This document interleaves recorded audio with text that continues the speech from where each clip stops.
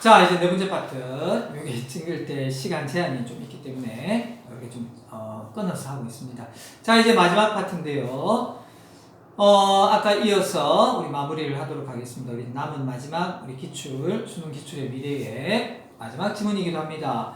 우리 보험과 관련된 내용을 하고 있고, 방금 어디까지 했습니까? 우리 5문단 고지의 의무의 위반까지 했습니다.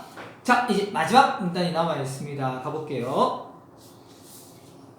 자, 보험에서 보험 다시 덧칠합니다. 정말 보험이란 말이 정말 많이 반복되었습니다. 고지의 의무는 고지의 의무 덧칠, 보험에 가입하려는 보험 다시 덧칠, 사람의 특성을 검증함으로써 다른 가입자에게 보험료가 보험료 덧칠 부당하게 전가 덧붙이우다 전가되는 것을 막는 기능을 합니다. 고지 의무의 기능이 나와 있습니다. 이로써 사고의 위험에 따른 경제적 손실에 대비하고자 하는 보험 본연의 목적이 달성될 수 있다 해서 보험부터 기능을 한다까지 덧칠하세요. 그래서 마지막 6문단 간단했습니다. 6문단은 뭐가 나와 있었습니까? 우리 고지 의무의 뭐다? 기능에 대해서 나와 있었습니다. 그래서 우리가 몇 문단부터 4문단부터 그죠? 이 4문단부터 우리 6문단까지는 다 뭐에 관련된? 고지 의무와 관련된 내용이 되겠습니다. 그죠? 고지 의무. 물론 이 3문단도 엄격하게 이 고지 의무는 용어가 나오는 요거고 문제 상황에 대한 해결 방안으로 나왔다를 봤을 때는 3, 4, 5, 6이 다 고지 의무와 관련 있는 문장이 되겠습니다. 자, 여기서 이제 우리 문제를 한번 그리고 전체 따라서 이 전체에 뭡니까? 우리 제목이 뭐겠습니까? 뭐에 대한 내용이죠? 보험입니다. 보험. 우리 보험에 대한 내용을 선명하게, 자, 이게 시험에 나왔을 때 굉장히 길기 때문에 당황하지 말고 1문단, 2문단, 3, 4, 5, 6문단이 있다. 그죠? 그래서 어느 지점에서 어떤 내용이 나와 있더라. 예를 들어서 5문단은 고지 의무의 위반이다. 그죠? 고지 의무를 위반했을 때 어떤 케이스들, 어떤 일이 벌어지느냐. 계약 해주권이 보험사에서 발생하게 되고, 하지만 이 계약 해주권에 대한 뭐도 있더라? 제한 사항도 있더라. 이런 내용들이 딱 기억해두고 실제 시험에서 들어가야지 우리 지문을 그 시간에 또 읽고 다 이해하고 이러면 시간이 부족하기 때문에 많은 지문을 풀어야 하지 않습니까? 그죠? 그래서 요 남은 시간 동안 또 시험이 마지막 날이지 않습니까? 요거 한번 지문들을 꼼꼼하게 세세하게 각 문단마다 어떤 내용들이 있더라 핵심 내용들 선생님이 정리했던 걸 토대로 함께 정리하면 되겠습니다. 자, 우리 첫 번째 문제 보면요. 윗글에 대한 설명 가장 적절한 거 몇 번이었습니까? 3번이었어요. 3번. 공정한 보험의 경제학적 원리와 이게 아까 2문단에 나왔습니다. 보험의 목적을 실현하는 데 기여하는 법적 의무를 살피고 있다. 그래서 이게 다 뭡니까? 아까 뒤에 나왔던 3문단이 법적 의무가 바로 뭐겠습니까? 고지 의무가 되겠습니다. 뭐를? 보험 가입자가 중요한 사항을 보험 계약할 때 써야 된다. 이런 내용이 되겠습니다. 자, 우리 두 번째 문제. 우리 윗글을 이해한 내용으로 가장 적절한 답은 4번이 되겠습니다. 그렇죠. 4번. 보험에 가입하고자 하는 사람이 알린 중요한 사항을 근거로 보험사는 보험 가입을 거절할 수 있다. 이 사람은 보험 가입, 아까 청약했다라고 해서 무조건 승낙할 필요는 없습니다. 아까 뭐를 통해서? 중요한 사항을 통해서 거기에 이래 되어 있습니다. 우리 4문단에 보험 가입자의 청약에 대한 승낙을 결정하거나 차등적인 보험료를 책정한다라고 했으니까 거절할 수 있다가 되겠습니다. 자, 세 번째 문제는 킬러 문제 좀 남겨두고 마지막에 풀겠습니다. 그 네 번째 문제 윗글의 고지 의무에 대한 설명으로 잘못된 거 답은 1번이 되겠죠. 우리 고지 의무를 위반한 보험 가입자가 보험사에 손해배상을 해야 하는 근거가 된다. X죠. 우리 고지 의무 위반은 의무를 위반한 건데 일반적인 의무 위반과는 달리 아까 것과 달리라고 했습니다. 손해배상이 없다라고 했습니다. 계약 해지권만 부여된다. 답은 1번. 그 다음에 다섯 번째 문제 우리 사례가 있습니다. 답은 보기 사례를 검토한 내용 적절한 답은 4번 되겠죠. 4번. 우리 B가 고지하지 않은 중요한 사항이 우리 보험사가 A고 보험 가입자가 B인데 B가 아까 보험 가입자가 고지하지 않은 중요한 사항이 보험 사고와 아까 인과관계가 없다면 A는 보험사는 보험금을 돌려받을 수 없다라고 했습니다. 그죠? 그래서 거기 아까 거기 오문단 고지 의무 위반 사항에서 제일 밑에 보면 인과관계가 없을 때는 보험사는 보험금을 지급할 책임이 있다라고 했기 때문에 A는 보험금을 돌려받을 수 없다가 맞다가 되겠습니다. 자, 마지막 문제는 거기 뭡니까? 거기 단어의 의미 문제가 되겠죠. 답은 1번이 되겠습니다. 지난해 이익과 손실을 대비해서 올해 예산을 세웠다. 그래서 A 부분의 어떤 대비와 뭡니까? 서로 일치하지 않는 내용이기 때문에 이익과 손실을 대비한다는 것은 서로 맞대어서 비교하는 것을 뜻한다. 그죠? 그래서 서로 맞대어 비교하는 것이고 경제적 손실에 대비하는 것은 미리 뭔가 준비하고 갖추는 내용이 되겠습니다. 따라서 서로 다른 내용 답은 1번이었습니다. 자, 제 마지막 우리 문제 하나 남아있는데 거기 킬러 문제 한번 보겠습니다. 가를 바탕으로 가가 아까 이문단입니다. 이문단 바탕으로 보기의 상황을 이해한 내용으로 적절한 것은 자 우리 보기의 내용 한번 보겠습니다. 읽어볼게요. 사고 발생 확률이 사고 발생 확률 덧칠하세요. 각각 0.1과 0.2로 고정되어 있는 위험 공동체 AB가 있다고 가정합니다. 위험 공동체 A와 B 덧칠하세요. A와 B에 모두 공정한 보험이 항상 적용된다고 할 때, 그러니까 이게 아까 가묶음은 공정한 보험의 원리였기 때문에 공정한 보험 덧칠합니다. 조건 가묶음에 해당된다. 각 구성원이 납부할 보험료와 사고 발생 시 지급받을 보험금을 산정하려고 합니다. 그래서 보험료와 보험금 산정에 있어서 뭔가 아까 문제가 생겼기 때문에 아까 그 뒤에 문단들 고지 의무 같은 법적인 어떤 법적 의무가 발생하는 걸 만들었죠. 단 동일한 위험 공동체의 구성원끼리는 그러니까 A, B가 되겠죠. 위험 공동체 다시 설치. 납부하는 보험료가 같고 지급받는 보험금이 같다. 보험료는 한꺼번에 모두 납부한다. 이런 어떤 보기가 나와 있습니다. 굉장히 우리 출제 당시에 어려웠던 문제인데요. 자, 이런 문제를 푸는 우리 요령을 이거 굉장히 정신없습니다. 그 주어진 시간 안에 이 내용들을 다 이해하고 푸는 건 거의 어렵다라고 봐야 되겠습니다. 자, 이런 문제를 풀 때요. 우리가 뭐를 좀 지울게요. 뭐를 활용해야 되느냐? 자, 선생님 방법 먼저 보여주겠습니다. 이건 이제 정리한 내용이니까 좀 지우고. 자, 이런 문제는 거기에 우리 가에서 여러 아까 우리 가에 뭐가 나왔다고 했어요, 선생님? 상관관계들이 나왔다고 했죠, 그죠? 상관관계들을 문제 옆에 거기에 세 번째 문제 옆에 좀 여백에 적는 게 우리 더 빠릅니다. 적는 게. 자, 그럼 선생님이 어떤 것들을 뽑아낼 수 있는지 한번 보겠습니다. 자, 뭐를 적으라는 이야기입니다. 자, 첫 번째. 자, 뭐를 적어볼 수 있겠습니까? 그 가묶음에서 우리가 알 수 있는 정보들, 어떤 상관관계들을 뽑아보면요. 우리 공정한 보험에서는 우리 전제가 우리 공정한 보험이 되겠습니다. 우리 공정한 보험에서는.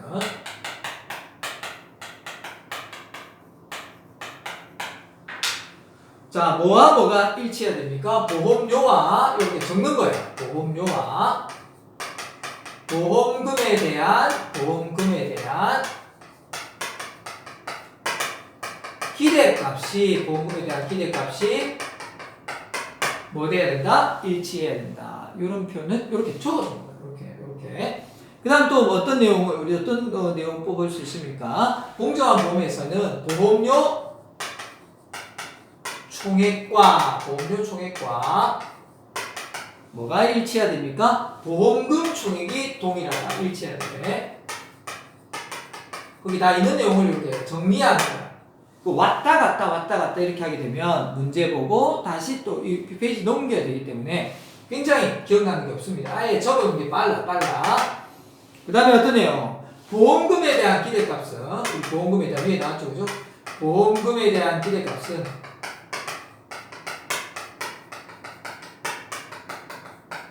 이 보험금에 대한 기대값은 이게 뭐다? 공식이 나와 있어요, 그죠? 뭐에 뭐다? 사고 발생 확률, 여기 사고 발생 확률 곱하기 사고 발생 확률 곱하기 뭡니까? 보험금이나 이런 내용들 여기 뽑아낼 수가 있습니다. 그 다음에 우리 거기 나온 거 보험료율에 대한 보험료율이 뭐다? 우리 보험료율은 뭐 분의 뭐다? 보험금 분의 보험료다. 공식 뽑을 수 있는 거. 그 다음에 이렇게 많은 내용을 거기 정리해 볼 수 있습니다. 다 있는 거예요. 과목금에.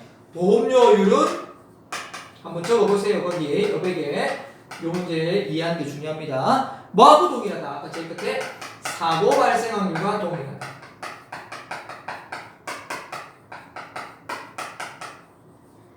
자, 이런 내용들을 여기 적어두고 거기에 있는 우리 보기에 있는 내용을 이제 선지 내용을 적용해 보면 된다라는 겁니다. 그래서 여기에 답이 뭐네? 답 듣고 허무해하면 안 됩니다. 답은 5번이 되겠어요. 5번. 여기에 하나씩 대응해 보면 그냥 끝납니다.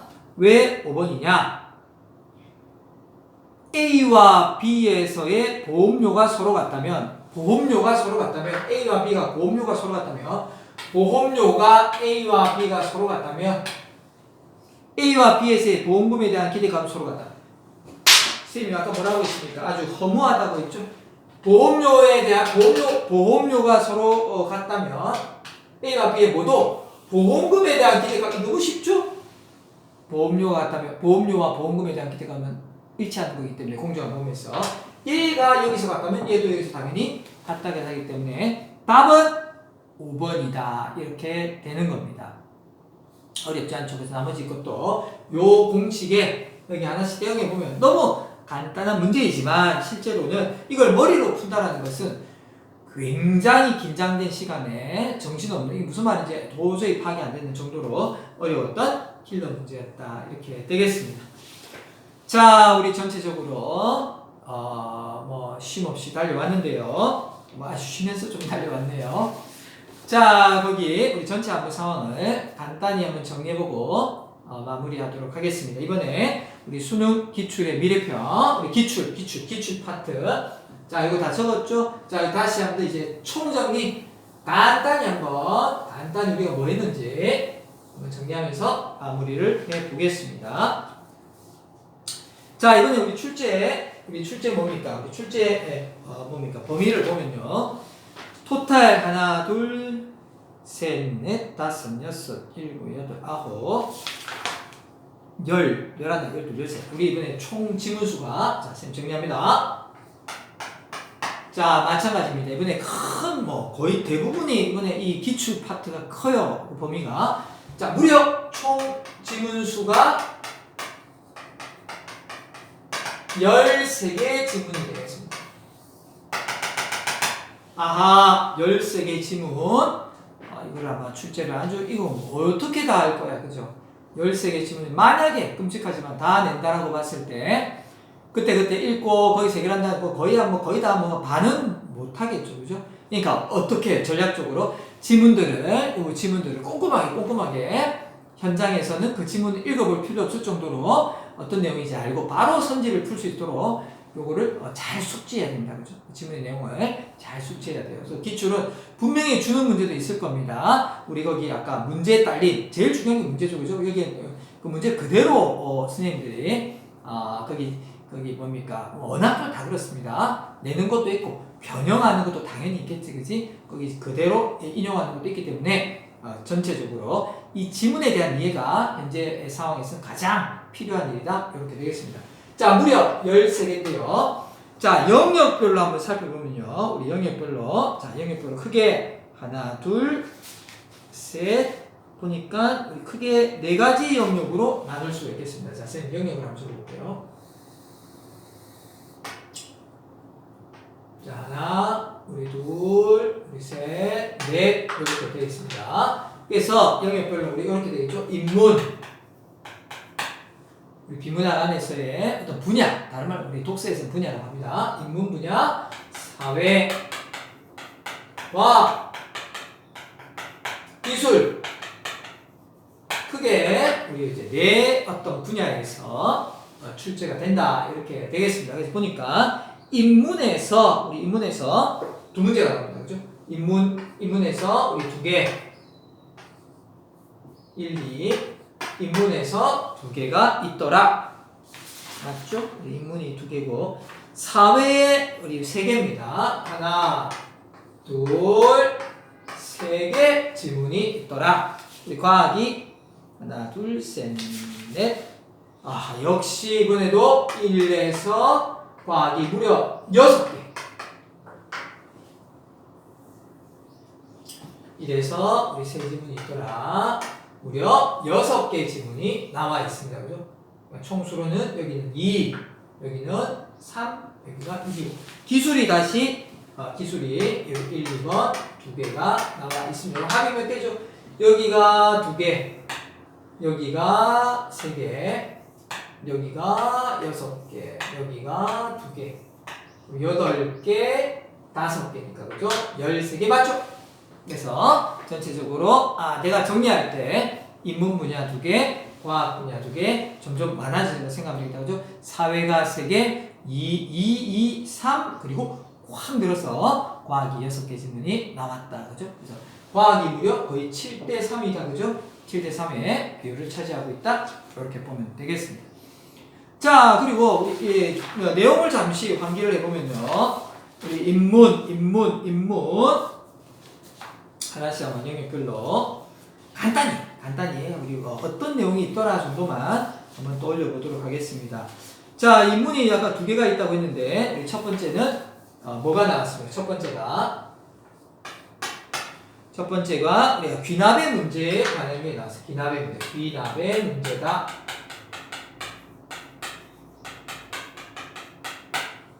귀납의 문제가 2개가 나와 있었습니다. 그래서 2가지 문제가 여기 있었어요. 여기서 다시 1번, 2번. 귀납의 문제에서 다시 2가지가 있더라. 그래서 우리 첫 번째가 귀납의 정당화 문제가 되겠습니다. 귀납의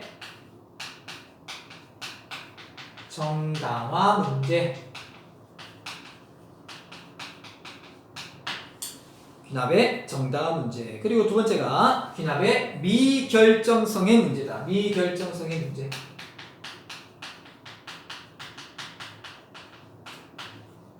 두 가지 축으로 구성되어 있습니다. 여기 귀납의 어떤 문제가 있는데 귀납의 정당화 문제 그리고 미결정성의 문제. 이게 100% 귀납이 결정이 되는 게 아니죠. 그죠? 요런 문제에 대해서 논하든 그리다 하고 뭐가 돼야 되겠니? 정리가 되어야 되겠습니다. 크게 두 축이 있었다. 그리고 쌤, 저 선명하게 기억이 안 나는데요. 꼼꼼하게 읽을 때 이 2가지 포인트를 잘 가지고 구분해서 정리해 달라. 그리고 우리 인문에서 두 번째 한 문제가 더가 뭐였습니까? 또 하나 더 있었죠? 쌤도 찾아봐야 되겠습니다. 이거 보면서 하고 있습니다. 그 다음에 또 언급된 게 우리 뭐였습니까? 그렇죠. 두 번째가 도덕적 운이었습니다. 두 번째 뭐다? 도덕적 운에 대한 글이었습니다. 도덕적 윤리, 철학 윤리 이렇게 되겠습니다. 도덕적 운이라는 게 있다. 우리 도덕적 운. 그래서 여기서도 크게 2가지가 있었어요. 여기도 2가지가 있었다. 2가지. 첫 번째는 도덕적 운의 유형이 나와요. 유형. 그래서 무슨 운이 있습니까? 우리 도덕적 운에는 뭐 3가지가 있죠, 그죠? 우리 태생적 운이 있고 태생. 이런 말 기억납니까? 쌤 기억난다. 그러면서 상황적 운.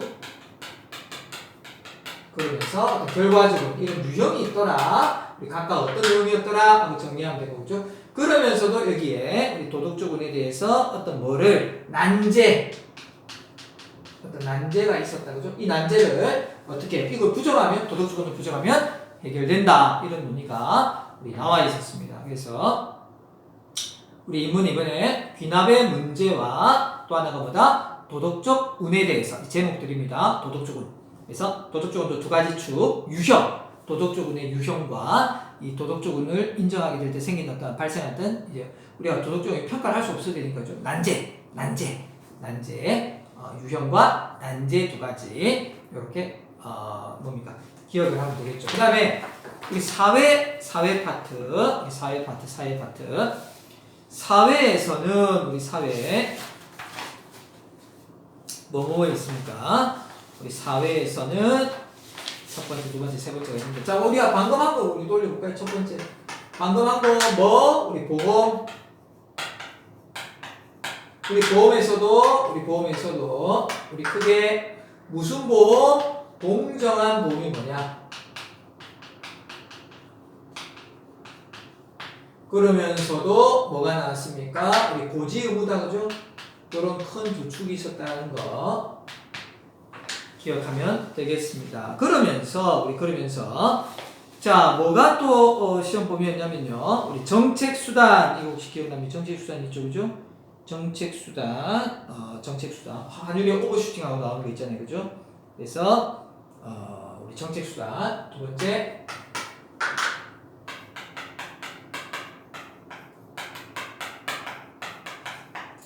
정책수단과 관련된 또 문제가 있었습니다. 그래서 우리 정책수단의 이것도 크게 이것도 두 가지였어요. 이것도 정책수단의 어떤 특성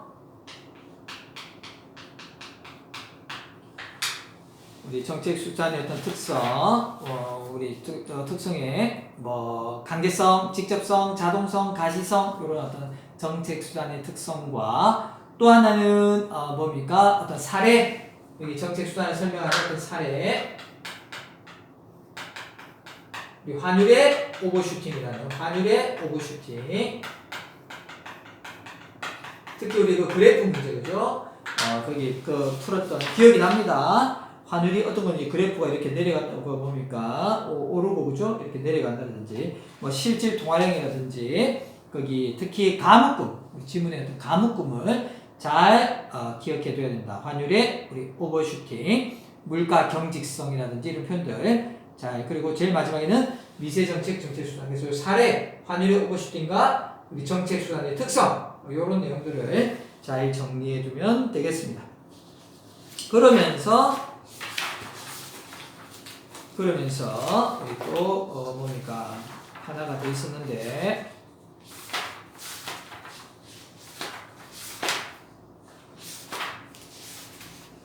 정책수단을 했었고 또 하나 찾고 있습니다. 그렇죠.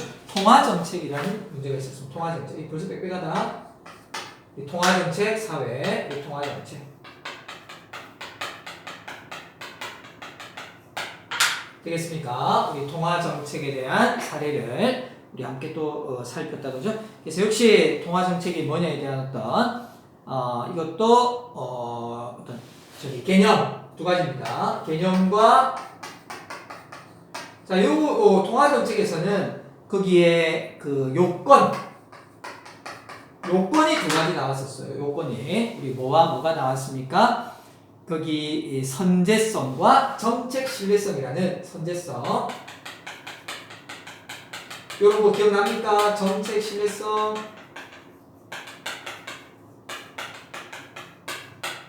전체적으로 기다음에 이런 내용들 그죠? 정리하면서 요 큰 틀 다 우리 거기 적어져 있어요. 우리 했을 때.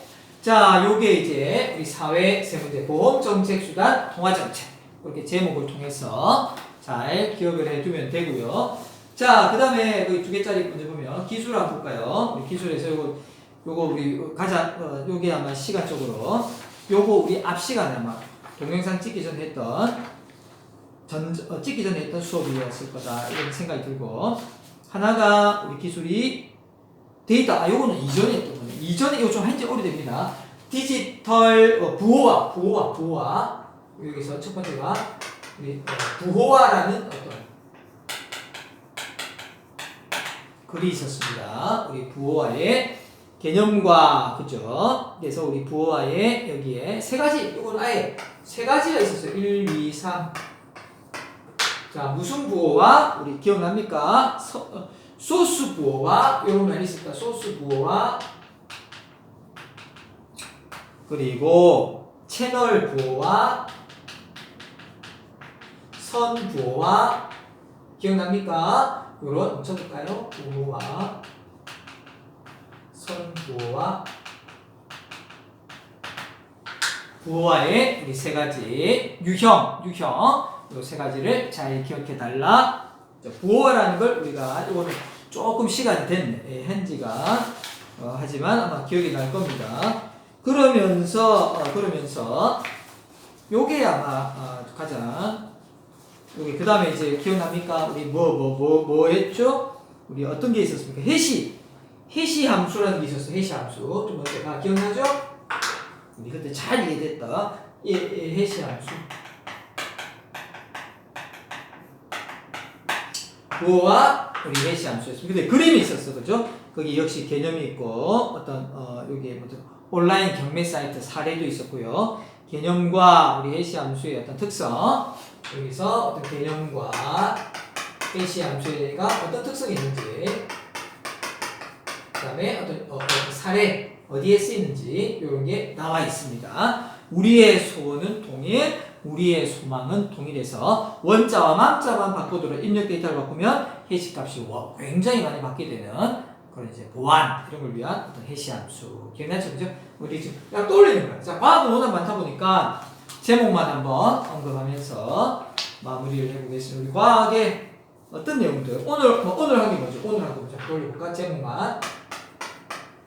그렇습니다. 인공 신경망이라는 게 있었죠.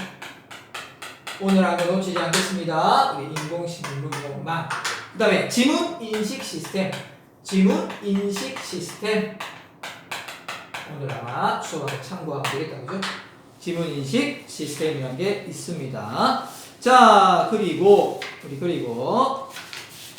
어떤 것들이 있습니까? 보니까 항암제라는 거 기억나요? 항암제 세 번째. 항암제라는 게 있어. 생물질인데 우리 항암제 암을 치료하기 위해서 거기에 뭡니까? 우리 신호전달 억제제 뭐 이런 것들 나왔어요, 그죠? 신생혈관 억제제, 신호전달 억제제 이런 표현이 되어 있습니다. 크게는 두 가지 유형이 있었어. 우리 표적 항암제와 세포 독성 항암제. 크게는 두 가지가 있었어. 표적 항암제, 세포 독성 항암제. 그 표적 항암제를 또 두 개로 아까 쪼개서 신호전달 억제제와 신생혈관 억제제가 있었다. 요런 어떤 어렵지 않습니다. 요런 어떤 흐름을 잘 기억해 달라. 자, 그 다음에 네 번째 뭐가 있어? 산패라는 게 산패. 부패하는 산소와 만나서 지방질 문제, 그죠? 우리 경과류 나왔던 우리 산패. 라디칼 분자 나오는 거 있죠? 라디칼 뭐 이거 이해 잘했었어. 그때 완벽하게 풀었습니다. 뭐 이름이 엄청났었죠. 포옥시 라디칼 나오는 거 있잖아요, 그죠? 그게 바로 산패. 그러면서 그 다음에 이거 기억납니까? 다섯 번째 자유낙하 운동.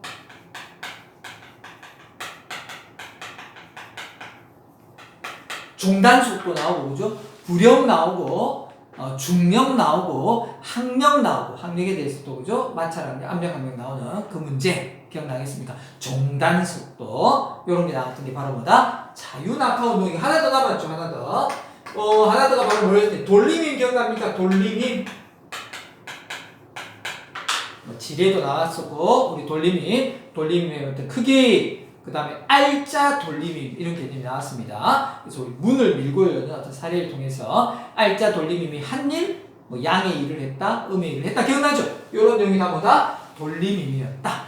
그래서 이 문제도 이해가 그때 잘 됐던 문제로 기억이 되겠습니다. 되겠니? 그래서 우리 모두 몇 개입니까? 무려 지문이 13개. 우리 13개.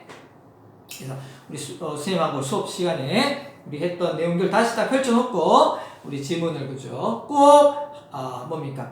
정독하면서 만약에 지문이 이해가 잘 된다. 도덕적으로 읽었는데 이해가 잘 돼. 물론 그러면 시험에 자신이 생기면 그죠? 너무 무리 안 해도 되고 뭔가 또 조금 껄끄러워 그래도 전체 13개는 꼭 반드시 정독해야 됩니다. 한 번씩 다 읽어보고 요거는 조금 내가 잘하겠다 구분하고 남은 것들에서 한 2번, 3번 정도 더 정독해서 잘 익히면 되겠습니다. 그리고 거기 다 적어놓았던 거 특히 내가 각 문단에 어떤 내용들이 있더라. 그래서 실제 선지에서 낯선 선지 나오더라도 그 부분으로 가서 잘 찾아내면 되겠습니다. 그래서 첫 번째가 우리 지문을 잘 이해하는 게 가장 중요하고 그 다음에 선지들을 복습하는 그런 어떤 시간을 가지면 되겠습니다. 자신감 있죠? 잘할 거라고 보고 자 그 다음에 우리 교과서부터는 또 쌤이 동영상 찍은 거 있다 그죠? 동영상 찍은 거 한 번 더 다시 한 번 봐도 좋습니다. 잘 보고 눈으로 보면서 거기 핵심적인 거 그 마녀 사냥 그리고 뭡니까 군주론 그리고 목민심서 이런 내용들 잘 정리해 두면 되겠습니다. 자 고생했습니다. 마무리 잘하기를 바라겠습니다.